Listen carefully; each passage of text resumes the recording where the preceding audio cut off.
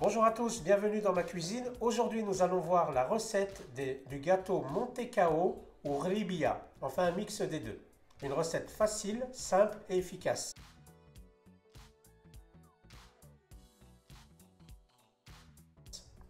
Pour cela, comme ingrédient, il vous faudra des mesures en verre. Donc moi je mets un verre de sucre glace, un verre d'huile végétale, donc huile de tournesol, 2 verres et demi de farine, un demi-verre à thé de sésame grillé, donc si vous avez des sésames normales, il va falloir les torréfier, une cuillère à café de levure chimique, de la cannelle et un sachet de sucre vanillé. Alors dans cette recette, ce qui est important, c'est de mettre les ingrédients dans l'ordre. Donc on commence par l'huile. Ensuite, vous mettez le sucre glace.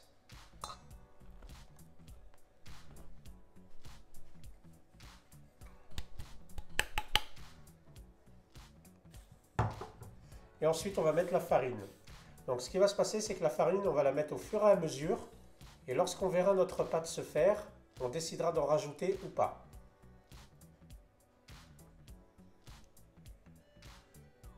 Donc là, je vais en mettre 3 bonnes doses et on va mélanger.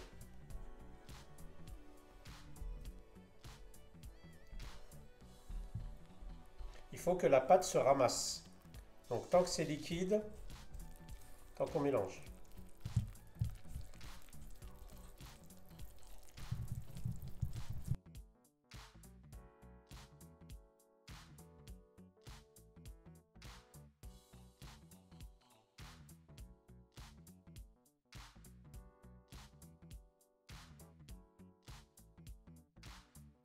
Voilà, une fois qu'on a mélangé comme ça, on rajoute la levure chimique.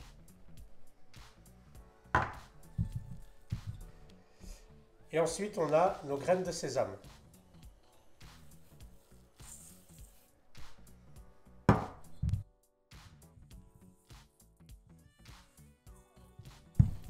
Donc voilà, moi, elle est un peu trop liquide. Je vais rajouter de la farine. Donc j'en rajoute. Je rajoute petit à petit. Voilà, jusqu'à temps que la pâte se ramasse. Donc moi, je le fais progressivement. Donc on rajoute encore un peu de farine, on continue. Tant que la texture n'est pas atteinte, on continue à rajouter de la farine.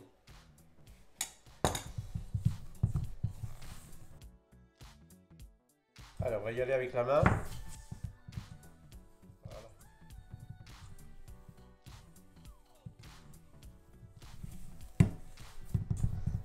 Alors commence.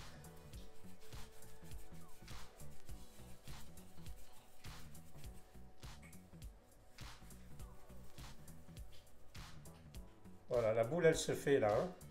Voilà.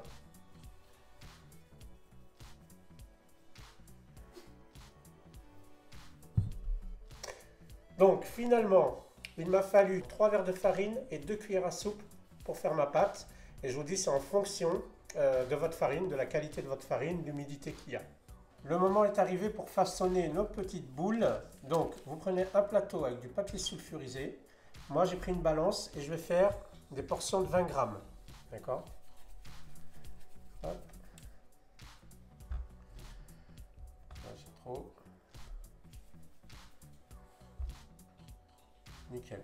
Donc, on roule. On fait une boule au mieux qu'on peut. On met sur le plateau. On essaie de la façonner un petit peu. Vous voyez, je l'arrange. Et avec le bout du doigt, on appuie un tout petit peu. Voilà.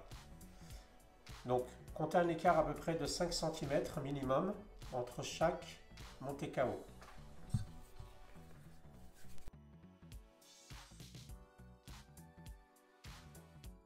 Voilà, donc je vais continuer et on se revoit après une fois que j'ai façonné toutes mes boules.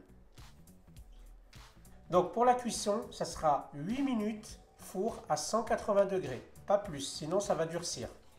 Allez, on y va. Alors voilà, ils viennent de sortir, vous voyez, ils ont un petit peu craquelé, donc c'est comme ça qu'on sait que c'est cuit.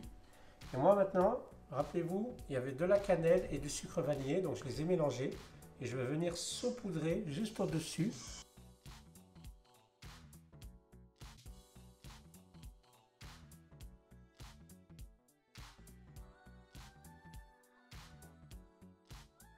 Voilà les amis, donc les Monte Cao sont terminés. Alors regardez, lorsque vous les sortez du four, ils sont encore mous. Et lorsque ça refroidit, eh bien c'est dur. D'accord? Regardez ce que ça donne. Voilà. En tout cas, si cette recette express des Monte Cao Ribia vous a plu, n'hésitez pas à le mettre en commentaire sous cette vidéo. Et comme d'habitude, plein de pouces bleus, je compte sur vous et je vous souhaite une bonne régalade.